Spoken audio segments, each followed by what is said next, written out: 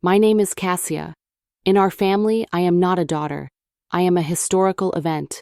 I am the reason. The reason my father is not a renowned surgeon. The reason my mother is not a powerful economist. The reason my grandmother is dead. My existence is the pivotal tragedy around which every family misfortune orbits. They never let me forget that my first act in this world was to derail two brilliant futures and claim a life. I grew up in the haunting silence of their resentment, listening to the ghost of the life they should have had. But you cannot live your life in the shadow of a ghost. Eventually, you must either fade away or you must step into the light and force the ghost to disappear. Before we continue, kindly like and subscribe to this channel as I carry us on this painful journey of how my own parents blame me for every misfortune that they encounter in life. Also, feel free to share with us if you have similar experience. My parents, Julian and Eleanor, lived in a state of perpetual mourning, not for a person, but for a potential. Our house was a museum to the people they could have been. My father's study was a shrine to his abandoned medical career. Textbooks, with his name neatly printed inside, gathered dust on the shelves. A framed acceptance letter to a top medical school sat on the desk, a yellowing monument to what should have been. He worked as a medical equipment salesman, a job he considered beneath him, and he wore his bitterness like a second skin. My mother's grief was quieter, but sharper. She had a sharp, analytical mind now used to clip coupons and meticulously manage a budget that was always too tight. She'd look at economic forecasts on the news and sigh, a world-weary sound that meant, I could have predicted that. I could have been part of that. She worked as a bank teller, her brilliance reduced to counting other people's money. Their love for each other had curdled into a shared, bitter partnership, a mutual life sentence they served because of me. The story of my origin was my bedtime story. It was never told with warmth. We had it all mapped out, my mother would say, her voice flat. Med school for your father, my master's, travel, a proper life, then you.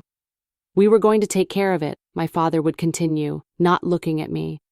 But then that foolish girl at the university died in that back alley clinic. Scared your mother half to death. I told my mother would whisper, the pain still fresh after all these years. She was disappointed, but she said she'd help. She was so excited to be a grandmother. She went out to buy fabric for your nursery blankets. The story always ended there. The unspoken words hanging in the air. And she never came back. 2 days before I was born, my grandmother was killed by a drunk driver. My birth and her death were forever fused into a single catastrophic event. I was not a new beginning. I was the final cruel punchline. My childhood was a masterclass in invisibility. I learned to be quiet, to take up as little space as possible. I got straight A's, not for praise, but as a form of apology. See? I am smart. I am worth the sacrifice. But my achievements were just reminders of their own abandoned ones. Another A in biology, Julian, my mother would say, handing him my report card. She gets that from you. He'd glance at it and grunt. Could have been me publishing papers, not correcting a child's homework. When I won a full scholarship to a prestigious university for economics, I presented the letter to them with a trembling hand, a peace offering. My mother stared at it for a long time. Economics, she said, her voice hollow. She handed it back without another word and went to wash the dishes. My father didn't even look up from his paper. Just don't get pregnant and waste it, he muttered. The words were a physical blow. The scholarship wasn't a triumph. It was a taunt, a reminder of the education she never finished. I left for university and never truly came back. The distance was a relief, but the guilt was a leash they could yank from hundreds of miles away. Phone calls were never, "How are you?" They were updates on their misery. The furnace broke. Another thing we can't afford because we had to raise a child. Your father didn't get the promotion. His boss said he lacks ambition. Every problem, every setback, was ultimately traced back to me. I was the original sin. It was my 21st birthday. I was home for a weekend, a forced, painful visit. My mother made a cake. It felt like a monumental effort, a grim ritual. We sat at the silent kitchen table. The only sound was the scrape of forks on plates. My father looked at me, his eyes not seeing the woman I was becoming, but the catastrophe I represented. 21 years, he said, shaking his head. He wasn't toasting me. He was mourning. 21 years since everything ended. Something in me, something that had been bending for 2 decades, finally snapped. What ended? I asked, my voice quiet but clear in the tense room. They both looked up, startled. I never spoke back. Our lives, Cassia, my mother said, her voice cracking. Our futures, don't be deliberately dense. No, I said, putting my fork down. Your lives didn't end. They changed. You chose to keep me. You chose to get married. You chose to stay in jobs you hate. You chose to spend every day for 21 years looking backward. Those were your choices, not mine. The silence that followed was explosive. My father's face turned purple with rage. How dare you? He hissed. You have no idea the sacrifice. I have every idea, I cried, standing up, my own voice rising to meet his for the first time in my life. I have lived every day of my life knowing I was your biggest regret. I have tried to be small enough, quiet enough, successful enough to make up for the crime of being born. I am done. I looked at them, these 2 brilliant, miserable people who had chosen to make me the villain in their tragedy. You blame me for your miserable life, I said, my tears finally falling, not of sadness, but of furious, liberating clarity. But you're the ones who made it miserable, not me. I am done carrying the weight of your regrets. I walked out of the kitchen. I went to my old room, the room that had never felt like mine, and I began to pack. I could hear them in the kitchen, not following me, their shocked silence louder than any argument. I was done being the anchor that held them in the past. It was time to cut myself loose and let them sink or swim on their own. Walking out of my parents' house after my birthday wasn't a dramatic explosion. It was the quiet closing of a door. The fight had left me empty, not empowered. I knew their blame was a deep-rooted sickness, and my shouting wasn't the cure. The real work wouldn't be in winning an argument. It would be in the daily, silent choice to stop participating in my own erasure. My revenge would not be a spectacle. It would be a quiet, determined life, built brick by brick beyond the walls of their resentment. The drive back to my apartment was spent in a state of numb shock. The echo of my own voice saying, "I am done," was terrifying. I had broken the one unbreakable rule. I had talked back. I had refused my role. For days I waited for the retaliation. A furious phone call, a guilt-tripping text. But nothing came. The silence from their end was absolute. It was more unnerving than any outburst. It was the sound of a vacuum where their conditional love had been. I realized their primary weapon wasn't anger. It was withdrawal. They were letting me marinate in the absence of their approval. Sure, I would crack. I decided to use their silence. I let it become my cocoon. My first act was not emotional. It was logistical. I changed my phone number. It wasn't an act of aggression, but of protection. I couldn't heal if every buzz of my phone could be a fresh grenade of guilt. I emailed them my new number with a simple, unemotional message. "Mom, Dad, I've gotten a new phone number for my final year of studies. I need to focus without distractions. I hope you're both well. Cassia." It was a boundary delivered with the politeness of a business memo. I received no reply. The message was received. Next, I took a part-time job on campus, tutoring economics. I needed financial independence, however small. I couldn't give them the power to hold money over my head, to remind me of the cost of my existence. The first time I bought groceries with my own money, it felt like a sacred act. I didn't block them, I simply stopped initiating. The leash wasn't cut with drama, it was gently placed on the ground, and I walked away. It wasn't clean or easy. The guilt was a phantom limb, aching even though the source was gone. I'd see a father and daughter having coffee and feel a pang of profound loss for a relationship I'd never had. Holidays were the hardest. I spent Thanksgiving alone in my apartment, eating a frozen dinner. It was lonely, but it was an honest loneliness, not the toxic companionship of their blame. I missed my grandmother fiercely in those moments. The one person who had wanted me. I found an old photo of her and put it on my desk. I wasn't living for my parents' approval anymore. I was living for the version of me my grandmother had believed in. I threw myself into my studies. My economics degree became my focus. It was the one thing they had given me, their intellect, and I was weaponizing it for my own escape. I wasn't just getting good grades, I was building my exit strategy.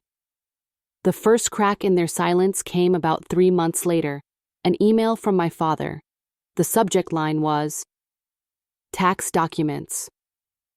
The body of the email was curt, all business. "Cassia, your mother and I are filing our taxes.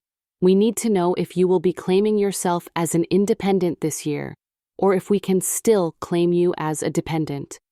Please advise." It was a test, a probe disguised as bureaucracy. Claiming me as a dependent was their last thread of control, a financial tether. I replied an hour later, my heart hammering but my hands steady. "Dad, I will be filing as an independent this year. Thank you for checking. I hope you and Mom are well." Again, no reply. But a week later, a check arrived in the mail. It was for $500. A memo line on it read, "Final contribution." It wasn't kindness. It was a severance package, a payment to clear their conscience and their books. I deposited the check. I didn't thank them. I used it to pay a month's rent. It felt like turning their ammunition into my foundation. The true test came at the supermarket 6 months later.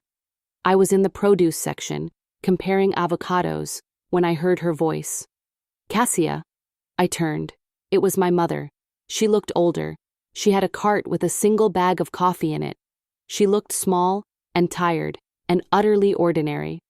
Not a monster, just a sad, bitter woman. "Hi, Mom," I said, my voice surprisingly calm. We stood in an awkward silence, surrounded by the bright, absurd abundance of fruits and vegetables. "You changed your number," she said. It was an accusation. "I did. Your father and we weren't sure if you were all right." "I'm fine," I said. "I graduate next month. I have a job lined up at Crestview Analytics." It was a peace offering, a piece of my life, offered without expectation. She blinked, processing this. A flicker of something, pride, crossed her face before it was smothered by the old narrative. "An analyst? That's practical. I suppose you get that from me." There it was, the reclaiming, the need to tether my achievement to her identity. I didn't take the bait. I didn't argue. I just smiled a small, sad smile. "The bus is good. I like the work." Another silence. She looked lost. Her script was failing. I wasn't begging for approval. I was just living. "Well," she said, her hands fluttering to her cart, "don't be a stranger." It was a hollow, automatic phrase. She didn't mean it. "I won't," I lied politely. She nodded, gave me one last confused look, and pushed her cart away around the corner, out of sight. I stood there, holding my avocado. There was no dramatic victory, no cathartic tears, just a quiet, profound sadness for what would never be. The encounter hadn't been for her, it had been for me. I had faced the source of my pain and found her to be just a person, a broken person. And her brokenness was not my fault, and it was not my job to fix. I finished my shopping, went home, and made guacamole. It was perfectly seasoned. The war wasn't over in a blaze of glory. It was ending in a series of quiet surrenders, theirs to their bitterness, mine to my freedom. I was building a life, and for the first time the blueprint was entirely my own. Time did not heal the wound my family had inflicted. Instead, it built a scar, tough, resilient, and a permanent reminder of what I had survived.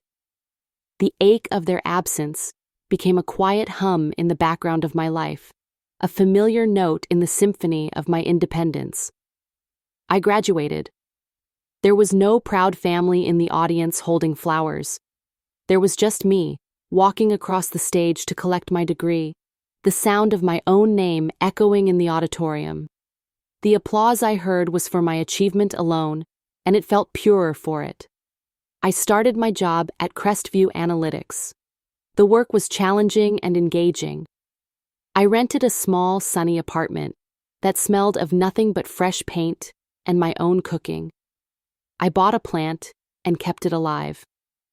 These were not grand acts, but each one was a quiet rebellion, a declaration that I could nurture and sustain life on my own terms. A year into my new life, an envelope arrived from my father's accountant. It contained a formal, typewritten letter. They were selling the family house. The letter coldly outlined my legal entitlement to a 1/3 share of the proceeds after the sale, as stipulated in my grandmother's will. A will they could not contest. There was no personal note. No, hope you are well. It was a transaction, a final severance of the last financial tie.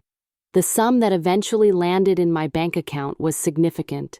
It was blood money, paid for with a childhood of guilt. I stared at the balance for a long time. I could have sent it back. I could have donated it all to charity in a grand gesture of defiance.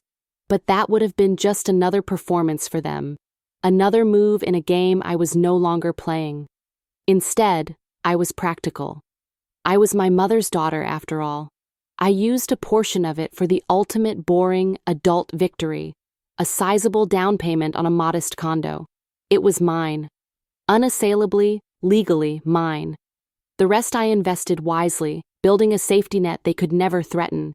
It wasn't a victory dance. It was a quiet closing of a ledger. Months later, I was in a bookstore when I saw him, my father. He was alone, looking frail and out of place among the shelves of fiction. He hadn't seen me. For a moment, the old instinct flared, to hide, to make myself small, to avoid provoking a storm.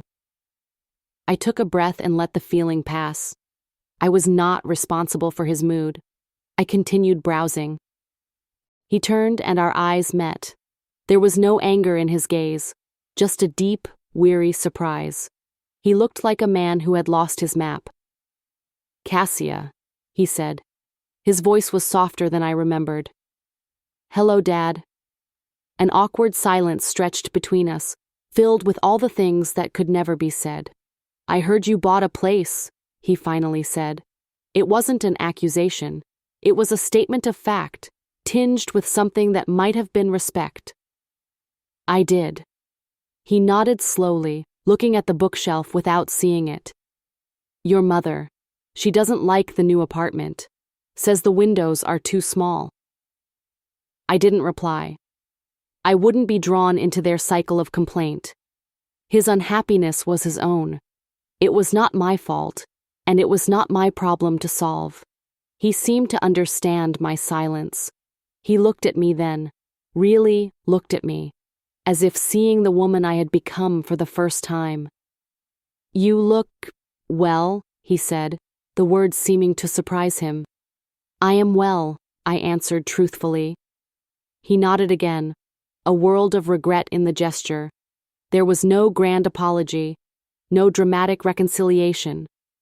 There was just a tired man in a bookstore, finally understanding that the daughter he had blamed for his unhappiness had gone and found her own. "Well," he mumbled, "take care of yourself." "You too, Dad." He turned and walked away, his shoulders stooped. I felt a pang of sorrow, not for the relationship we had, but for the one we had never been allowed to have. I finished my shopping and left. The sun was warm on my face. I walked to my car, got in, and drove to my home. I never got the apology I deserved. I never got the loving, supportive parents I should have had. That particular hunger slowly faded, replaced by the nourishment of my own accomplishments. The blame, I realized, had never been about me. It was about their own fear, their own inability to cope with a life that hadn't gone according to plan. I was just the closest, easiest target. I had spent a lifetime trying to be small enough to fit into the box of their expectations. My freedom came when I finally realized the box was theirs, and I had outgrown it long ago. I am Cassia. I was an unplanned pregnancy, a derailed plan, a reminder of loss. But I am also a university graduate, a homeowner, a capable analyst, and a woman who built a life of quiet contentment from the rubble of their disappointment. Their story ended with me as the tragedy.